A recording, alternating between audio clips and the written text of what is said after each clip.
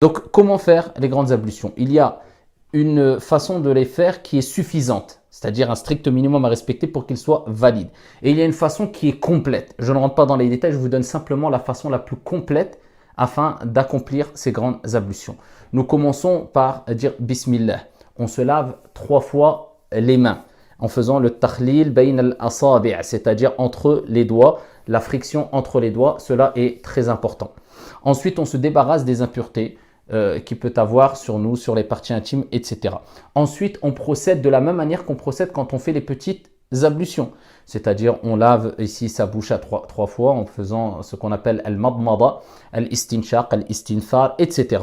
Ici, du début jusqu'à la fin des petites ablutions. Quand on a terminé les petites ablutions, et bien sûr, il est important d'abord de souligner qu'il faut avoir l'intention de sortir de l'état de souillure et d'adorer notre Seigneur Tabaraka wa Ta'ala ou d'adorer notre Seigneur Tabaraka wa Ta'ala à travers la prière du vendredi ou autre. Donc il faut avoir cette intention de faire les grandes ablutions, le grand bain rituel. Donc on termine les petites ablutions. Quand les petites ablutions sont terminées, eh bien ici on doit verser à 3 reprises de l'eau sur la tête. Si aujourd'hui on a des jets d'eau, cela suffit.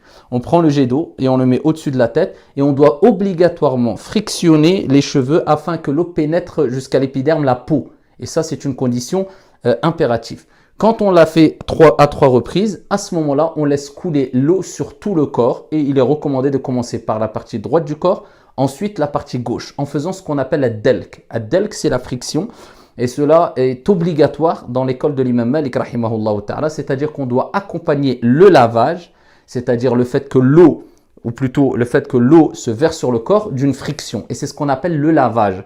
Autrement, cela s'appelle humidifier ou bien asperger d'eau. Mais le lavage, et c'est le terme qu'utilisaient les Arabes, c'était à partir du moment où l'eau était accompagnée d'une sorte de frottement, si on veut. Donc voilà pourquoi il est important d'accompagner ici l'eau qu'on verse sur le corps par une sorte de frottement ou friction sur toutes les parties du corps, sauf bien sûr sans toucher nos parties intimes.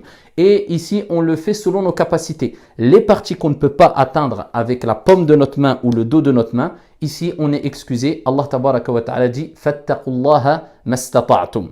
La chose à savoir, c'est que dans les grandes ablutions, dans le madhab de l'imam Malik, arrivé au pied, on doit obligatoirement laver entre les doigts de pied aussi, en faisant aussi la friction ici sans trop insister, mais faire de suffisamment afin qu'on s'assure que l'eau a bien touché toutes les parties du corps et qu'on accompagne le versement de l'eau avec cette friction-là.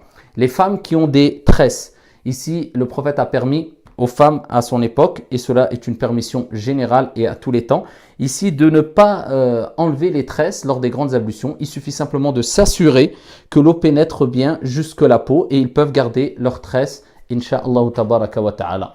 Donc, voilà comment on accomplit les grandes ablutions de façon résumée. Wallahu ta'ala a'lam wa ahkam. Wassalamu alaikum.